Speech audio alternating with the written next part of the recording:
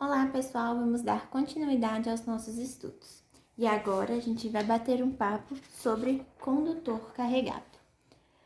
A gente sabe um pouco sobre algumas propriedades de um condutor carregado. E a gente sabe que esse condutor, por exemplo, um metal, é um condutor que possui elétrons livres no seu interior. Esse condutor, ele pode ser neutro, que significa que, além das cargas positivas, existem também os elétrons livres, que quando somados a essas cargas positivas, a carga total desse condutor fica zero. Mas esse condutor também pode ser um condutor carregado. Isso significa que, além dessas cargas positivas e negativas, que quando somadas dão zero, a gente pode ter também um condutor com cargas positivas ou negativas em excesso. E é esse material aqui que a gente vai estudar nessa aula, beleza?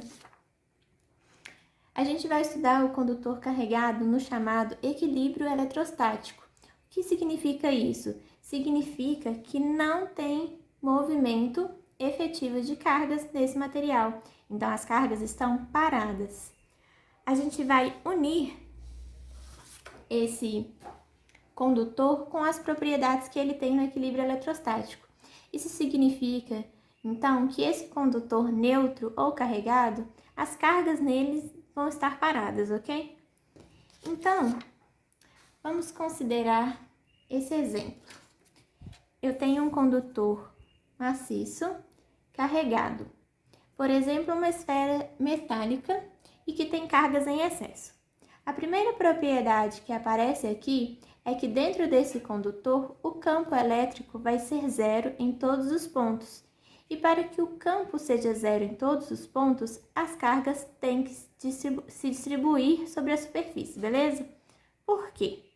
Bom, se as cargas em excesso estivessem dentro do condutor, teria um campo elétrico aqui dentro. E esse campo elétrico atuaria sobre os elétrons livres desse condutor. E esses elétrons livres se movimentariam. Mas lembra, a gente está estudando o condutor carregado num regime eletrostático. Ou seja, as cargas estão paradas tanto as em excesso quanto as do próprio condutor. Isso significa que as cargas que estão em excesso têm que se distribuir sobre a superfície desse condutor. E o campo elétrico dentro de todos os pontos dele vai ser zero. Então, a gente já tem essas duas propriedades aqui para um condutor carregado num regime eletrostático. O campo elétrico é zero em todos os pontos e as cargas em excesso se distribuem sobre a superfície, ok? Essas cargas sobre a superfície produzem o campo elétrico. Então, vamos estudar um pouco mais disso. Vou considerar esse mesmo condutor carregado, esférico, e as cargas desse condutor vão estar distribuídas sobre a superfície. Eu estou dizendo que o campo elétrico produzido por essas cargas é, por exemplo, esse ES, ok? E esse campo, ele tem uma componente tangencial e uma componente perpendicular a essa superfície. Mas olha só outro detalhe que a gente consegue aprender. Se tiver um campo tangencial sobre a superfície, o que significa? Significa que essa carga aqui, por exemplo, a primeira, ela vai sentir uma força e vai empurrar essas outras cargas aqui. Significa que, então, se tivesse um campo elétrico tangencial, que fosse diferente de zero, vai haver um fluxo de carga sobre a superfície dessa esfera. Mas lembra, a gente está estudando um condutor carregado no equilíbrio eletrostático. Significa então que esse campo elétrico aqui, tangencial, tem que ser zero. E daí então a gente tira aqui o campo produzido sobre essa superfície dessa esfera, que tem apenas componente perpendicular, ok? Então a gente acabou de encontrar mais uma característica desse condutor carregado no equilíbrio eletrostático. As cargas que estão sobre a superfície desse condutor produzem um campo que é perpendicular a todos os pontos dessa superfície, beleza? Então, o campo elétrico é zero dentro, as cargas estão sobre a superfície e o campo que elas produzem é sempre perpendicular a essa superfície. Aí você se pergunta, bom, essas características que a gente está vendo aqui hoje valem apenas para um condutor esférico? Não, vamos avançar um pouco mais. Imagina agora o seguinte, que eu pego esse condutor e começo a amassar ele aqui para a direita. Isso significa que enquanto eu estiver amassando esse condutor para a direita aqui, as cargas na superfície vão começar a fluir. Então, se eu espero um tempo suficientemente grande, essas cargas vão parar de caminhar sobre essa superfície e aí vai chegar um momento que elas vão se organizar de novo sobre a superfície desse condutor para que o campo tangencial seja de novo zero, ok? Então, mesmo num condutor qualquer, esse amassado aqui, por exemplo, o campo elétrico é zero dentro desse condutor.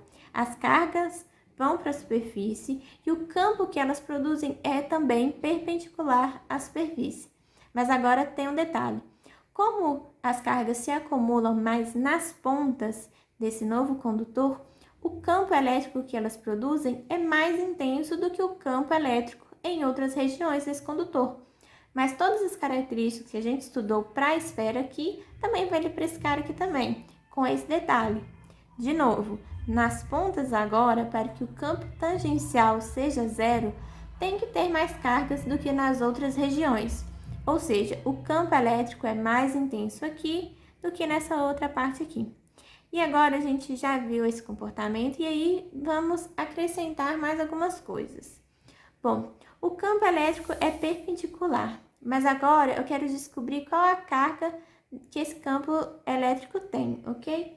Vamos voltar lá para aquela nossa esfera, essa aqui que tem carga sobre a superfície, e para estudar o campo, a gente vai usar a lei de Gauss. E para isso, vamos colocar essa superfície esférica aqui com um raio maior do que o raio da esfera. Então, as cargas sobre a superfície produzem um campo sobre a gaussiana S, e eu chamei aqui de EP, ok? E aí, o dA associado a essa gaussiana esférica está apontando para fora dessa gaussiana. E o campo elétrico EP é paralelo, nesse caso, ao elemento de área.